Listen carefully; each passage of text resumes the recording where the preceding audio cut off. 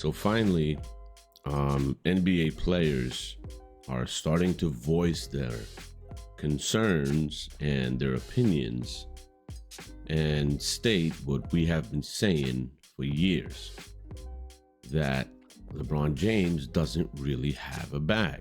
And it's true. Now, we have Austin Rivers, Doc Rivers' son, who had a decent NBA career, 11 years in the NBA.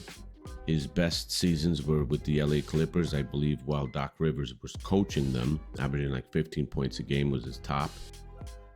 Never an all-star or anything like that, but he was a decent role player.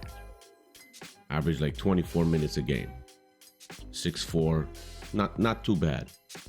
And he was talking on a podcast, and he was comparing scoring abilities of LeBron James and Kevin Durant. I mean, there was some talk about Michael Jordan and Kobe Bryant there, but he was saying that LeBron James doesn't even have half the bag that Kevin Durant does.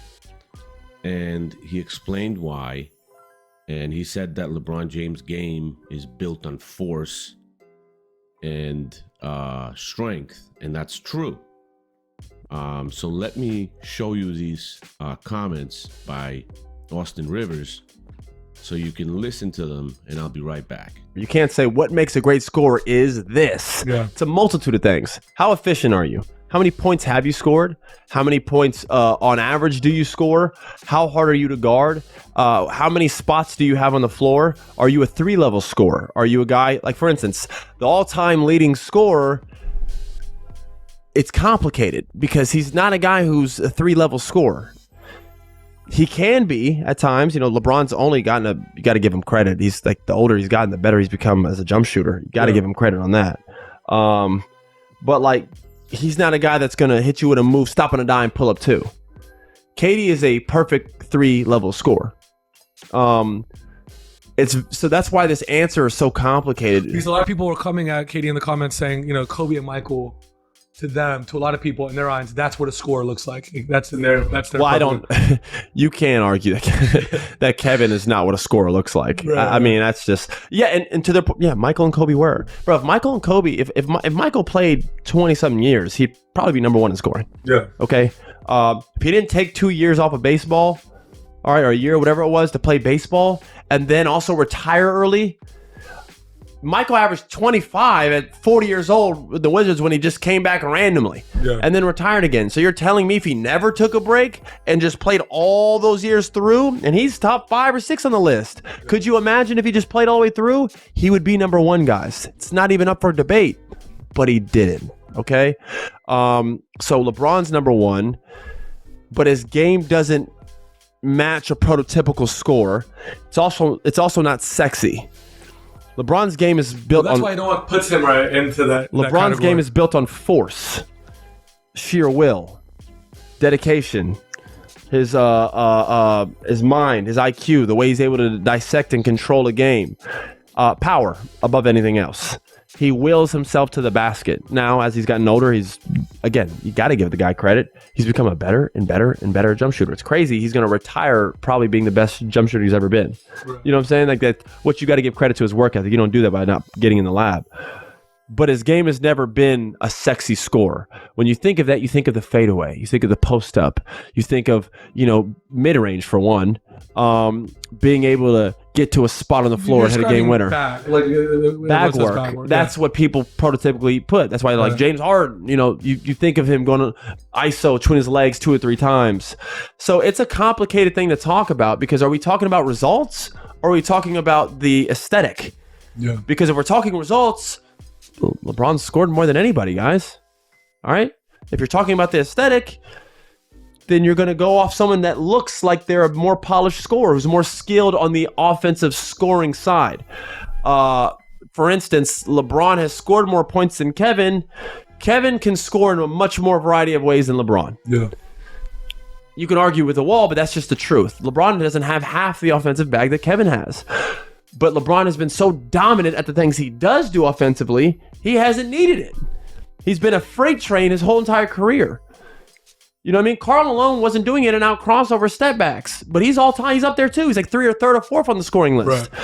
So if it shows if you're really great at one thing, Kareem had a hook shot, had a shot you couldn't block, then you can score a lot of points. Does that make you the best scorer of all time? I don't agree with that. No.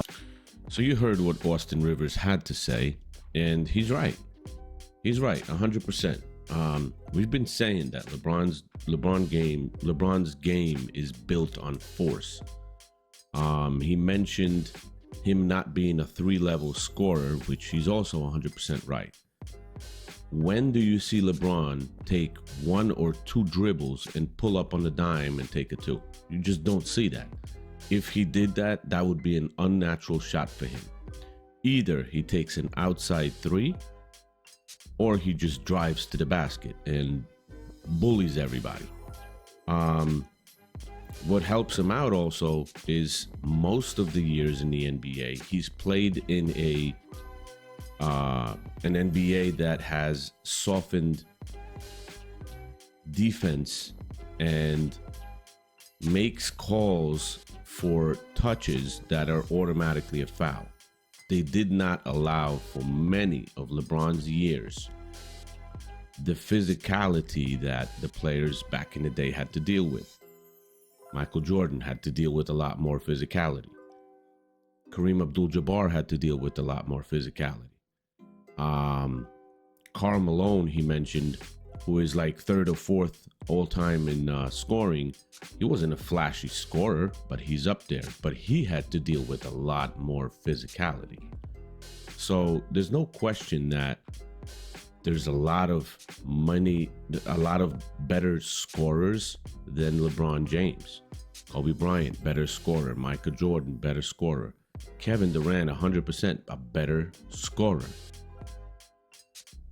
But Kevin Durant, missed a season and a half, almost 2 seasons with an